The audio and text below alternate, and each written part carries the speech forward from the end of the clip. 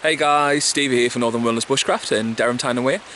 Just a quick one really, just to give you an introduction to the video I'm going to be doing this week. Pretty much I'm going to be doing some tarp setups. Well, I plan on trying to do some tarp setups for ground dwelling for when I'm using my Bivi bag. The Bivi bag that I'm currently using is a big old heavy lump of a thing. It's not a lightweight carry or anything like that. The one I've got is a Chechen sleep roll. However, I have dished all the wool blankets and liners and stuff, and I use just basically the actual bag itself along with my Dura 2 and a sleep mat, small rain poncho for a floor cover, and then if it's depends what the weather's going to be like. If it's going to be raining, I'll put a normal tarp up. For this one I'm going to bring my DD tarp. It's not a lightweight setup at all. You can do a lot better out there if you really want to. You can go really bloody light and really small for your packs. This stuff I've got takes up loads of space, so I will do a lightweight one at some point.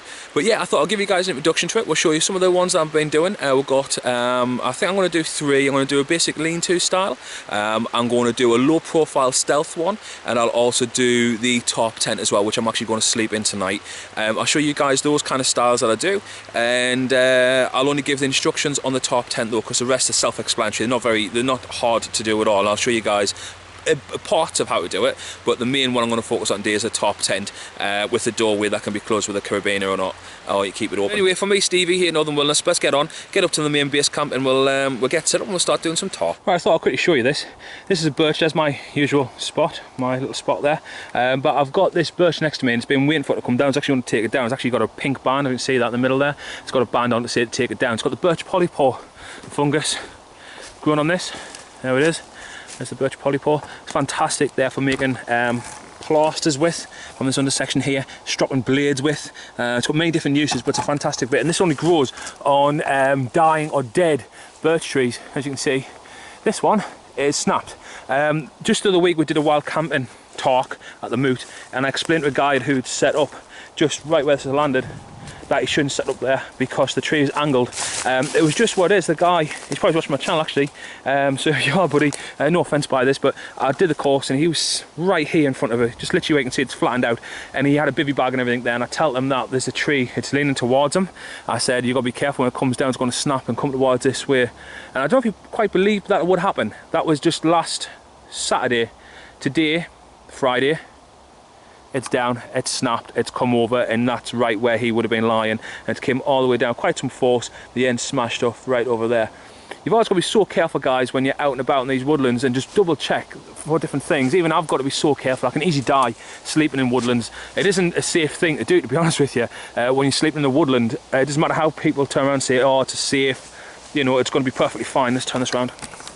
Let me see me there.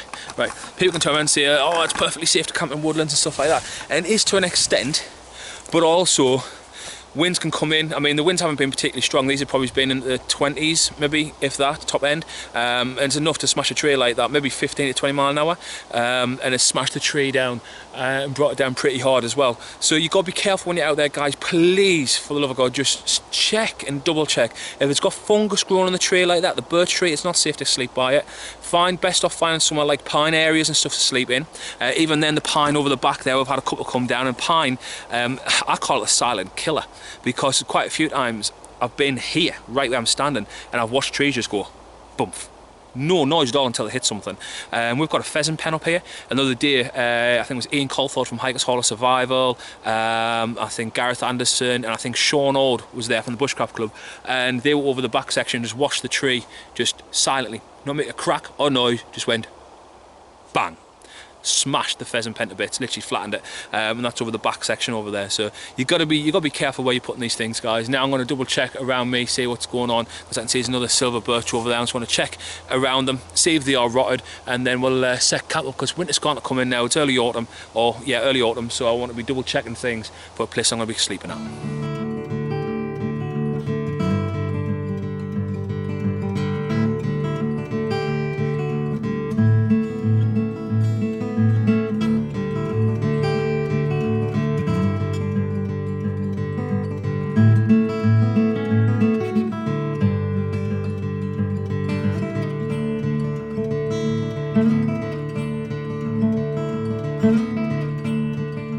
What I've done is I've just used my tarp, folded back on itself. I've got there if it starts raining tonight, which I think it's forecast to do. This is a little bit past, so I'll pull it under further back. As you can see, I've got plenty of room under there. And put me set up inside there, put my mattresses in there, and yeah, that's sorted. Right, so what we're going to try and do now, basically I'm going to try and build a tarp tent, and we'll show you how I've done that pretty much. I'm in the woods, and the kind of tent I would normally build, I wouldn't normally do in the woods. It's more for like being out in the fields, moors, things like that. But I thought, well, my favourite tarp tent I've done, so I might as well show you this one and show you how to do this one from scratch. So behind me I've got a few items I'll be using. Obviously I've got my sleep roll, my sleep bag in there. I've got a basic rain poncho I'm going to be lying on, and I've also got my DD tarp, so that's my bag and everything behind us. So we'll have a go, see how we get on next. First thing you're going to need, guys, tarp and some cordage.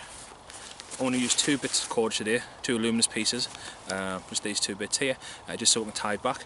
We'll show you how it's very easy to do this. Basically, I'm going to get it sorted, pull it out. Okay, so that's out, and then I'll show you how to lay it out. You've got to lay it out flat on the floor, so watch this.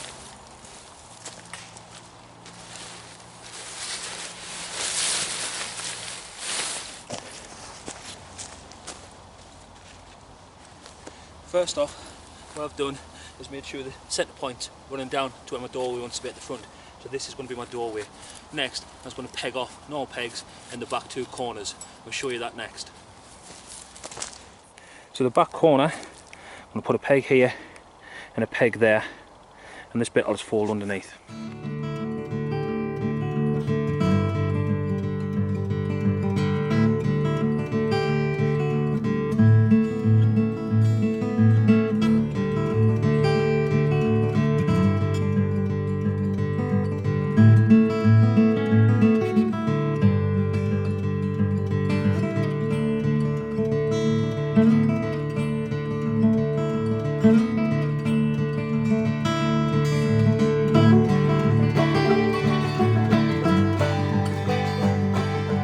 Next stage, guys, if you can see this, so look, there we go. Right, next stage, because I've took the stick, I've rounded the top on it, roughly gauged to what size I need it to be, but I can make the stick fit. It goes inside on the part where the canvas is doubled over, where the edge loops on the DDs. You want it reinforced. If it's not reinforced, use a scarf or something like a rag or something, a hat, just to put on top of it to stop from piercing any of the tarp itself.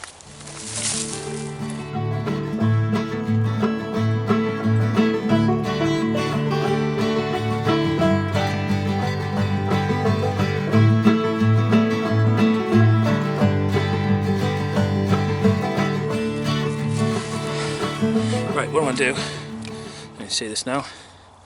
What I'm going to do, guys, I'm going to take this, got a loop here, tied loop on it, put it on these front sections and pull the actual front of the top back.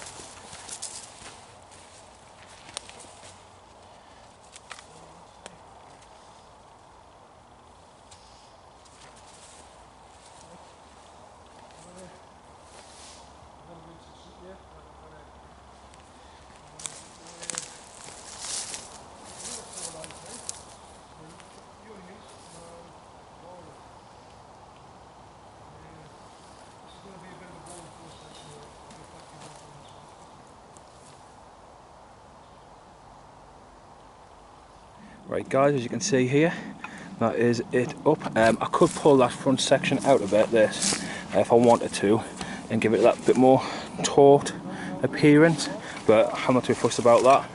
I'll do that because later on I'll undo this side bit, and I'll pull it over and I'll carabine it together to make a front door on it. But basically, I need to peg the pegs in a bit better. I've just done them roughly so you can see how it's done. Back section here, just fold the bits under that you don't need. Obviously needs pulling out a bit and tightened. You can put another pole in the back if you want to give yourself a bit more room, or you can tie it off to a tree. I don't need the room, that's perfectly fine for me. So the next thing is to put my bedroll out. Right, guys, here's my bedroll. I'm just going to show you what I've got inside of here today. This is the Chech sleep system, but it's not because I've took everything out of it. I've kept the Bivi, the wool blankets are in the house. But this here is it. I'll just get the damn thing undone. Let's pull that out. This is the pillowcase that's pretty much inside of right now. Just want to pull that back, just like so. If I can just pull this out, you'll see what I've done with my sleep roll and how I've done it. Okay. Now inside of here, I've got my Dura 2 sleeping bag.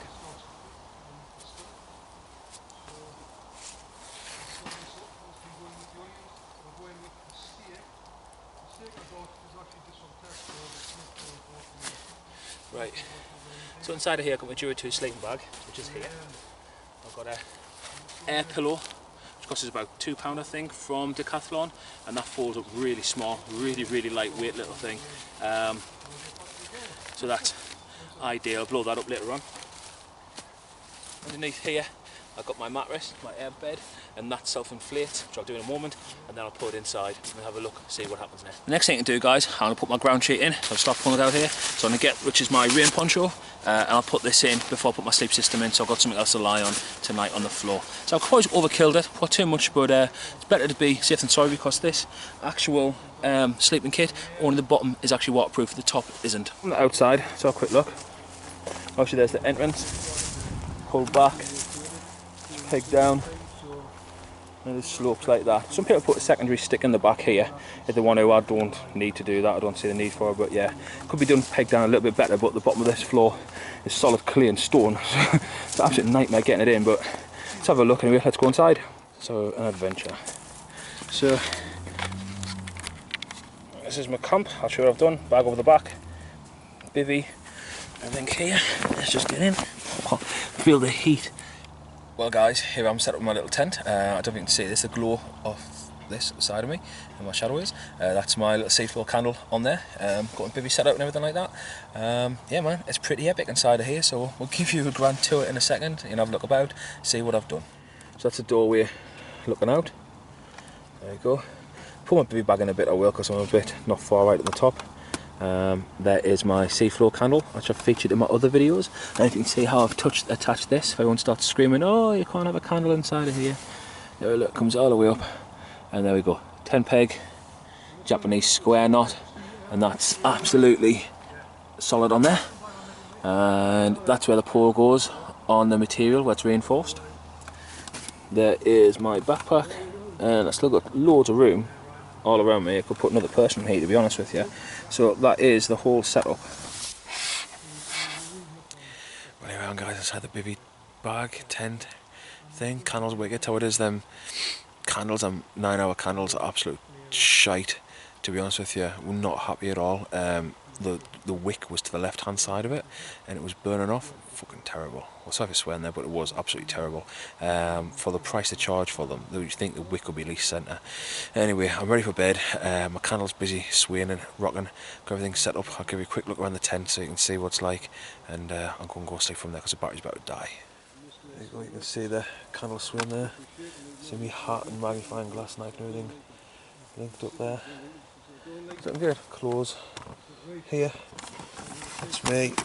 Anyway, I'm about to hit sleep. See you in the morning. See if I make it through the night. And it's nice and warm. Night. Well, I'm about to leave in a minute. Just thought I'd quickly show you around camp, see who's here. Behind us, we have, who do we have here? On the left, that's Ian Colthorpe from Hiker's Hall of Survival. John Dodsworth from North East Bushcrafter. And Ryan Kirkwood. Ryan, do you have a YouTube channel? Yeah, I don't use it though. You don't use it? Bushcraft North East. Alright, fair dues, fair dues. It's around the fire. Been cooking some bacon. It's been canny, it's not been bad at all. So, flip you back round. Well, that's me done anyway. I'm about to head off home. And see you guys in the next video. Remember guys, leave no trace but knowledge.